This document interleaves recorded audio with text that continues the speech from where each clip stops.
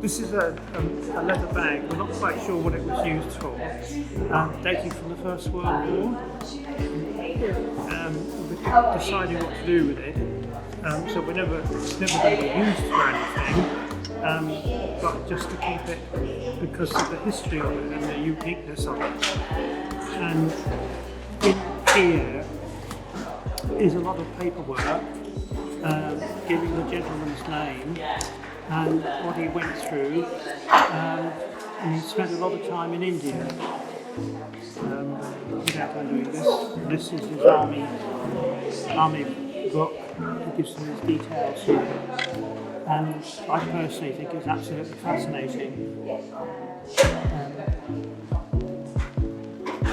It certainly could be worth something, and he went from a private right through to getting sergeant qualification, rank of sergeant major. It's very good. It's absolutely amazing. And this is soldier smooth. So there's the record of, without undoing all this and showing it to you. But I'd love a real military exponent, knowing what these things are, to have a look at this, because I'm sure it is unique, as I say. So there you go. And we're deciding what to do with this, just to preserve it. Whether we repair these straps or not, but we've come to the conclusion that it would be very difficult to do that, because you'd have to go right through all of this, and you just couldn't get in there. And I wouldn't want to undo any of this. It's not going to be used for anything, so we're just going to clean it up and keep it in a nice, safe place. Not mine. Yeah. It came through from her husband, and we think it was his great-great-grandfather.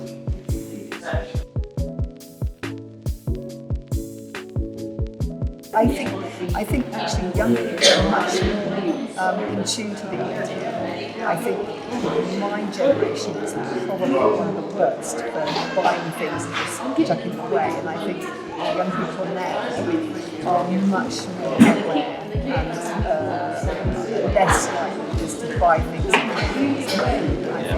think my generation is the one that crashed the planet. It's fun to do. I mean, people here, once a month we have some come in, and a lot of people come and just come and sit and chat to us, which is quite nice. So it's a good thing.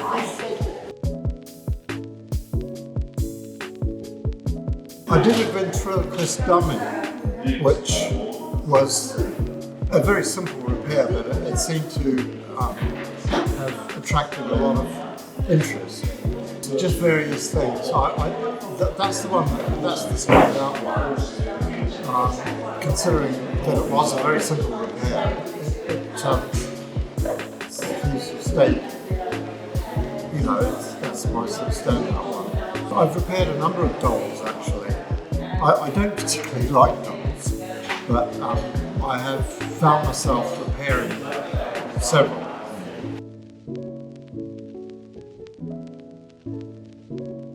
I was taught to knit, two needles, when I was about 7 by my mum. She didn't crochet, and then I saw a girl in school, and she was doing it, and she had got onto a French pattern, written it out in full, translated it to English, and then made something out of a baby.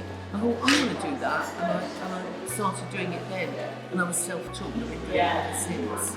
But even more so now, because you get these fabulous cakes, you get them from the trees, and you can make such fun things.